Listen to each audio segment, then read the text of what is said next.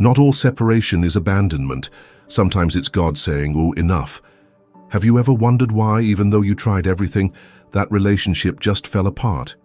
Even with prayers, tears, and forgiveness. It seems that the sky has closed and everything is over. The pain was real. So does doubt. And God's silence made you question if you made a mistake, if you lost, if you failed. Maybe you're living exactly that, or trying to understand what happened to someone you loved, but who was slowly destroying you. And in the midst of this chaos, a question insists on not being silent. What if what you called the end, God called a deliverance? In this video, you'll find out why God didn't just allow separation, He decreed it. This was not an act of punishment, but rather an act of justice. Heaven does not overlook the silent suffering of the righteous. God observes when affection disguises abuse, and when the soul is being oppressed under a guise of love, He acts. If you felt like you've lost everything, but you still believe that God can turn pain into purpose, subscribe to the channel now.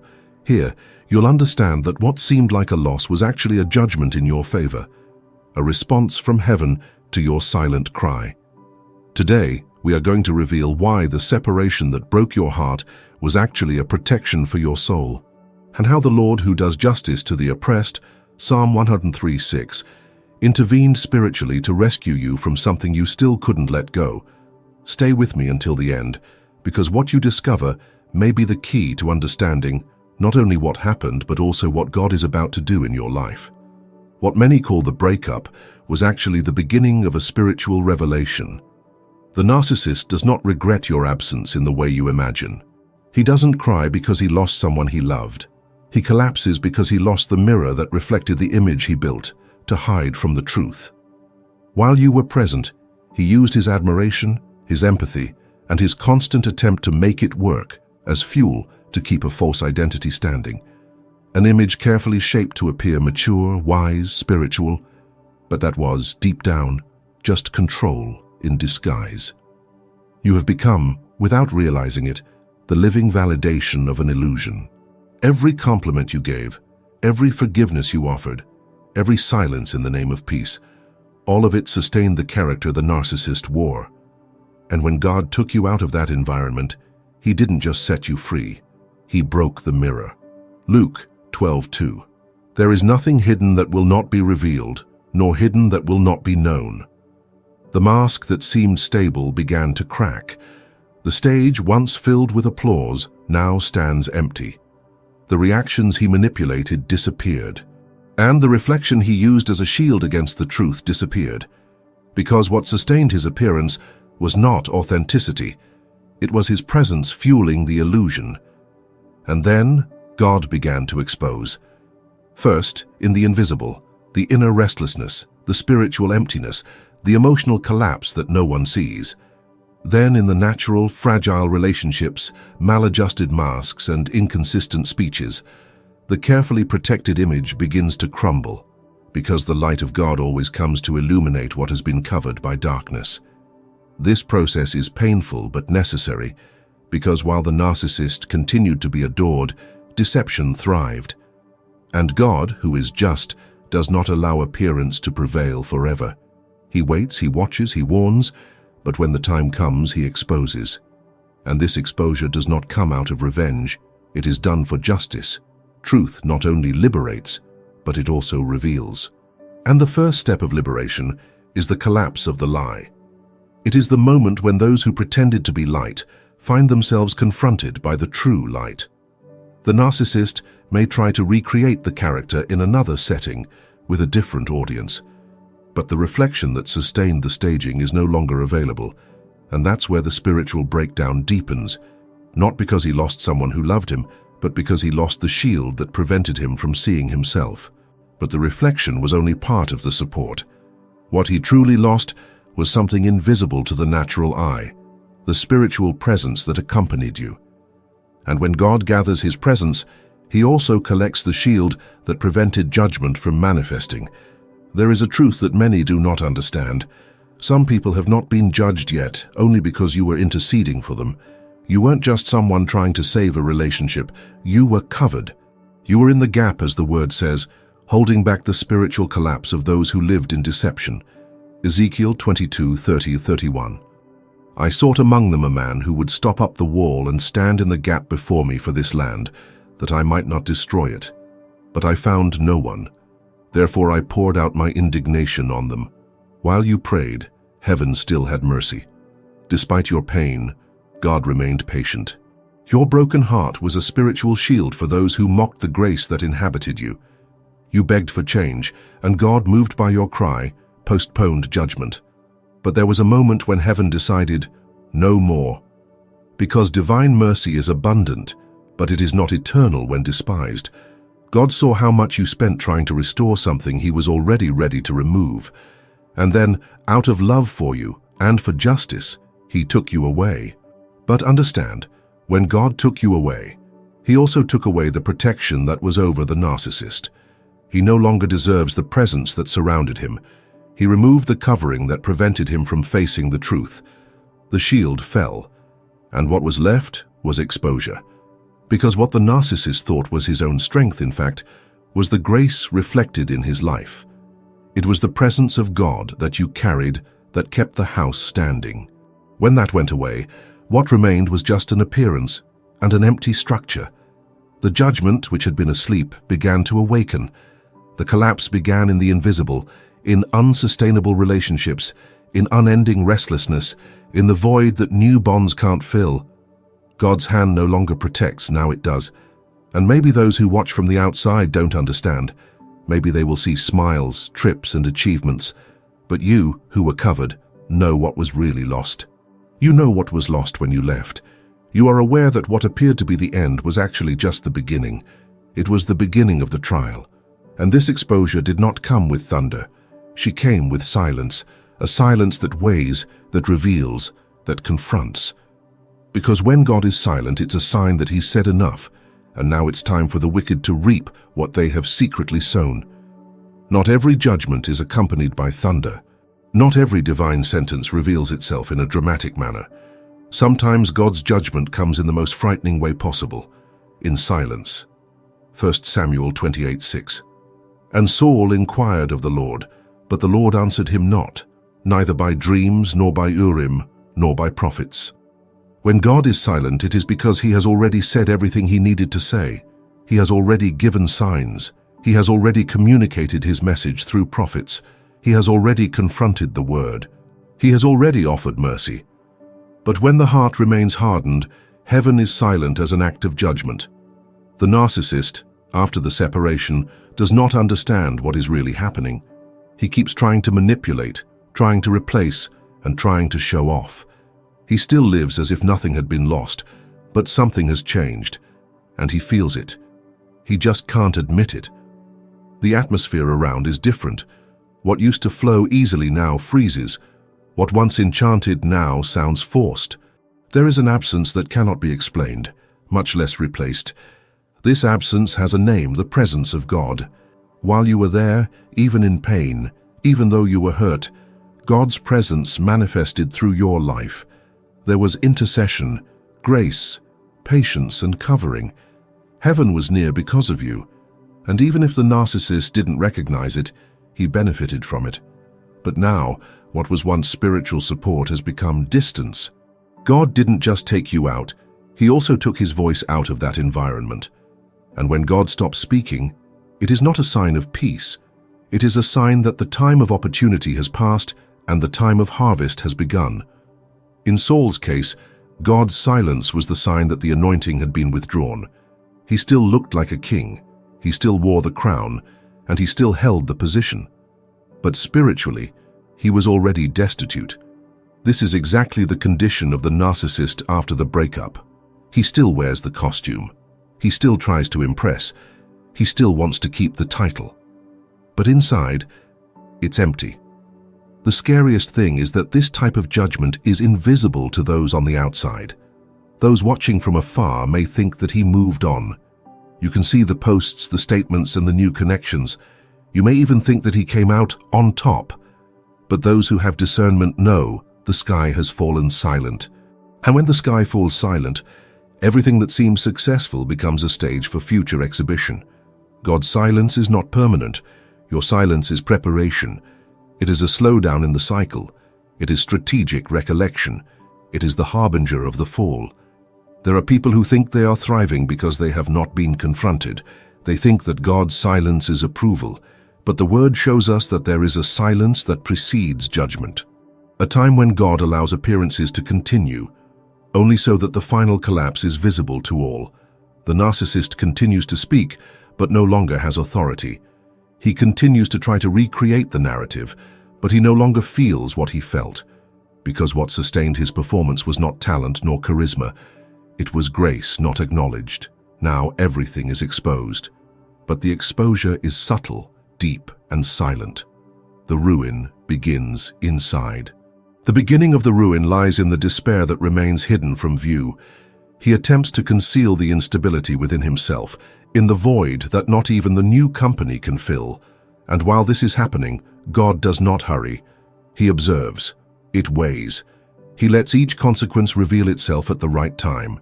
Because when God is silent, it is because he has already determined what will come. Even so, he tries to rebuild. He replaces, exhibits, and creates new stories. But there is something absent that cannot be simulated, the presence of God. And all that he now builds, he builds without favor, under the weight of his own vanity and approaching righteousness. There is something even more dangerous than the mistake. It is to continue acting after God has already left the scene. The narcissist follows the script. Smile, overrides, publishes. It creates new versions of yourself and the story you have experienced. For the audience, it is as if nothing had happened. To those who look from the outside, he seems strong, whole, and well-resolved. But there is one difference that changes everything. The sky is no longer with him. Psalm 73:18-19. Surely you have put them in slippery places. You cast them into destruction. How do they fall into desolation? Almost in a moment, they are totally consumed with terrors. Yes, he moved on. Yes, he found someone new. Yes, it even seems that he is happier. But all this is performance. It is human construction on fragile foundations. What sustains him now is not a blessing. It is vanity under the weight of a sentence. God allows the appearance to continue. It does not interfere immediately. It does not reveal its effects in the first step. Why? God's judgment doesn't always manifest as an earthquake. Sometimes he allows a person to go on climbing, just so that the fall is visible and incontestable. This is exactly what Psalm 73 says. God puts the wicked in slippery places. They think they are firm, that they are doing well, and that nothing will reach them. But they are building on quicksand, and when the collapse comes, it arrives without warning, without support, and without return. The narcissist replaces, but nothing is the same as before. He repeats the same patterns, now with new faces. You try to recreate the dynamic, but you realize that something essential is missing. The presence you carried. It was grace, not control, that sustained you before. Grace is not replicable. Either she is, or she was. The most ironic thing is that many confuse movement with approval. The narcissist believes that if he still has influence, it is because God is with him. But he forgets that heaven also permits the advancement of the wicked, not as a blessing, but as an exhibition. God allows the stage to remain set. May the applause continue for a while. May the followers increase. May the achievements appear. But everything is happening under the weight of justice. Because what God does not sustain, no matter how beautiful it may seem, is already doomed to collapse. It is like Saul, who, even after losing the anointing, continued to sit on the throne for years. He was still called king, but he had already been rejected. The throne was not taken away immediately, but the Spirit of the Lord had already withdrawn. The same applies here. The narcissist may still seem in control, but something has been taken away, something he will never be able to replicate, the presence of God coming through his life. And when the favor is removed, everything that is built from then on is just a stage, about to collapse. This new scenario, as beautiful as it may seem, is being built under the weight of justice. With each lie told, with each manipulation reinforced, with each new victim involved, the sentence gets closer. God is aware of what has been done to his chosen ones. He sees, it weighs, he acts. And even if the narcissist tries to rebuild, re-edit, or even reconcile, there are accesses that have already been blocked. Speech cannot reopen those doors, because what has been abrogated by God cannot be restored by human will. He may try to come back, but he can't. Heaven has already shut the door. And when God closes, no one opens. The closure is the sign that the sentence has been sealed, and the performance will not last forever. It is marked, under the weight of the glory that was once despised, and that now has been collected. There are doors that time closes.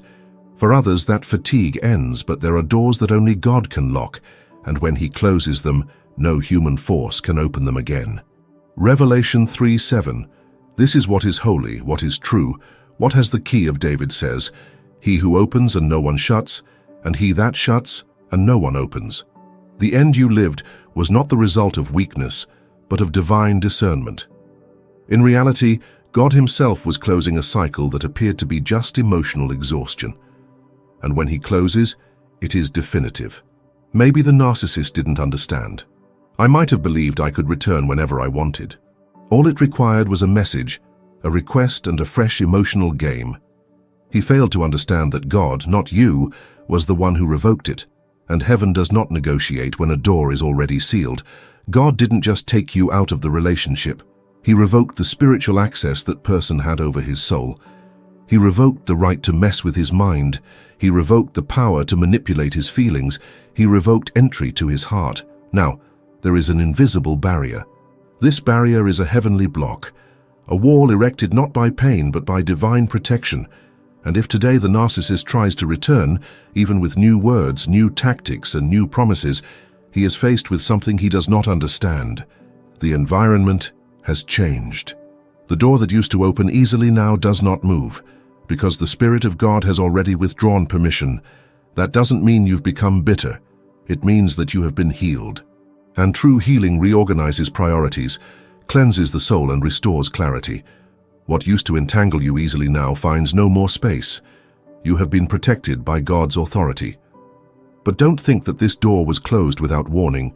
It was sealed after many late nights in which you cried alone asking for change. It was sealed after countless conversations, prayers, and attempts. God has watched each time you have been silent to keep the peace. Each time you extended forgiveness to those who could not be forgiven. Each time you carried the burden alone. He saw it. He listened. Even when you believed God was ignoring you, he was already at work in the invisible realm. With each night of anguish, with each heartfelt appeal, the sky tilted. But he knew it was not yet the time to close. There were still lessons. There were still lawsuits. Until one day, his strength ran out. And that's precisely where God's justice began to act. This was not a form of retaliation, but rather a reaction. This is a response to emotional abuse that has been masqueraded as caregiving. Response to control that has been mistaken for protection. Response to the silence you've endured for far too long. And this justice did not come with noise. It came with closure. God didn't just remove it. It was legally shut down. The cycle came to an end. The influence was nullified. The domain was dissolved. Now what remains on the other side of the door is confusion, frustrated attempts. There is a strong desire to return to what is no longer present, and that's where God's justice becomes visible. Not in his suffering, but in the inability of the wicked to access again what he once despised. You are free. However, this freedom doesn't simply stem from its departure. It is free because God decreed that no one would tread where access was once allowed. This is not a matter of pride. This is preservation. It is obedience to what heaven has sealed, because there is a kind of faithfulness that only manifests itself when you honor the doors that God has closed. So don't come back. Don't negotiate. Don't hesitate. What God closed was out of love. It was to preserve his mind, his purpose, and his calling. And if someone asks you why it doesn't open anymore, you can answer with conviction. Because the key is no longer with me, he is with God, and he has already decided. Because when your strength runs out, God's justice begins, and with it comes the definitive protection of a father who closes doors to save your children. There is a moment when the sky stops waiting and starts acting. And that moment, most of the time, begins right where your human strength ends. Romans 12:19. Do not avenge yourselves, beloved, but give place to the wrath of God, for it is written, Vengeance belongs to me, I will reward, saith the Lord. You endured more than anyone could have imagined. He forgave the unforgivable. He attempted to rationalize actions that were not justified. You called love what was often disguised as abuse. He called a proof of God something that heaven had already rejected. All because his heart was sincere, his hope was alive, and his intention was pure.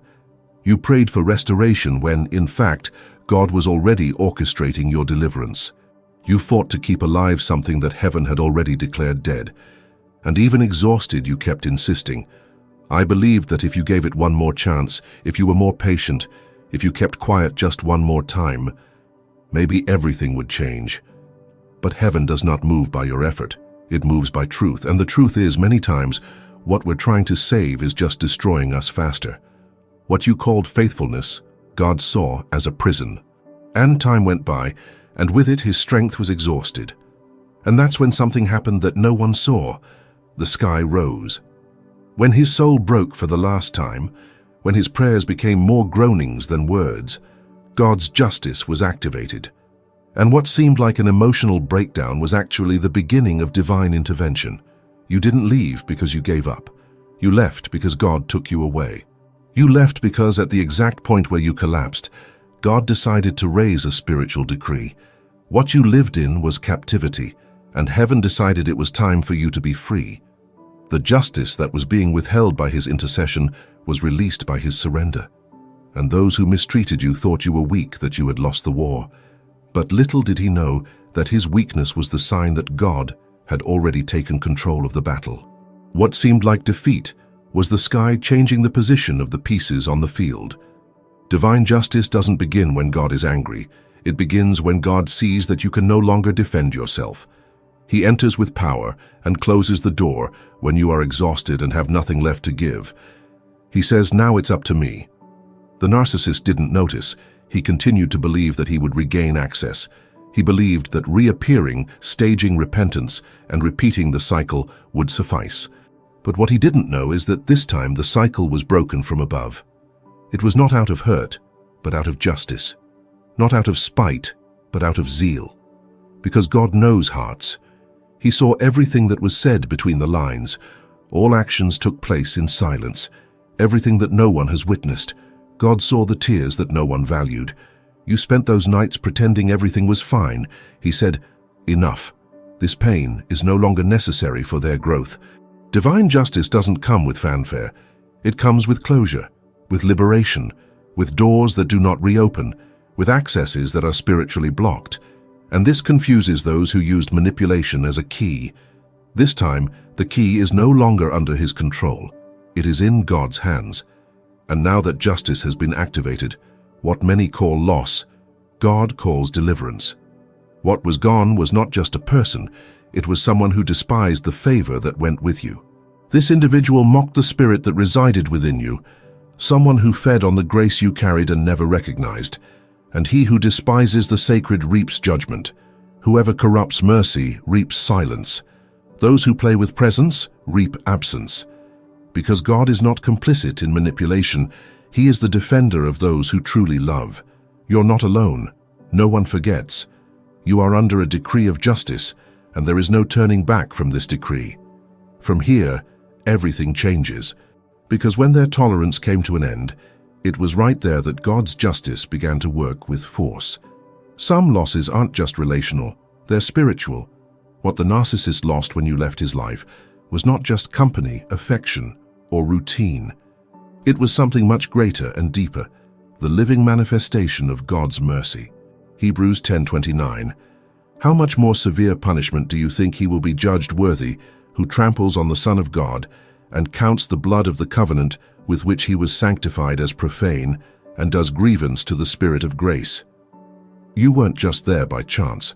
You were sent by God with patience, with love, with discernment, with a grace that covered, protected, and interceded. His presence was spiritual. You were a bridge, you were a shield, and you were a voice in the gap. And even though you were hurt, you loved it. Even rejected, he prayed. Even tired, he remained. And yet, he was despised, ignored, ridiculed. The grace that dwelt in you was mistaken for weakness. The zeal you carried was treated as exaggeration. His silence was exploited. His kindness was manipulated. His faith mocked. But God saw it. And God didn't just see it, he recorded it. Because what you offered there was not human. It was heavenly. And when the sacred is corrupted by those who should revere it, heaven responds. Not with shouting. The goal is not to exact revenge, but with justice. The separation was just the beginning. True judgment began when God withdrew grace. Now, those who played with the sacred are left with spiritual loneliness, the burden of loss, and the slow, invisible collapse. It doesn't matter what he posts, who he's with, or what he says. The sky has already moved away. Access was cut off. You weren't a phase. You were a chance. You were a divine opportunity for repentance. Those who rejected that chance faced judgment. What was lost was not affection. It was the last expression of mercy before judgment. There are people who mock grace until it withdraws. And when they leave, they discover that it wasn't their strength that sustained everything. It was God's favor in the life of someone who prayed for them in silence. When this favor is collected, the reaping of the consequences begins. Now it is God who treats, and you don't have to carry that battle anymore. Your part has been done. His calling in that cycle ended. And your silence today is not fear, it is maturity. Your distance is not revenge, it is protection. His peace is not indifference, it is the result of justice being served. They didn't lose you. They were judged for corrupting what God sent as a deliverance. And there is a spiritual price for mocking grace. Not because God is vengeful, but because he is just. You were sent as a response. And now, it is time to go free, knowing that heaven has acted for you. Judgment is not your responsibility. It is the inevitable harvest of those who despised what heaven had offered as final mercy. What about you? You were a mercy. Hooray, present, real, and now free. Thanks for watching. See you next time.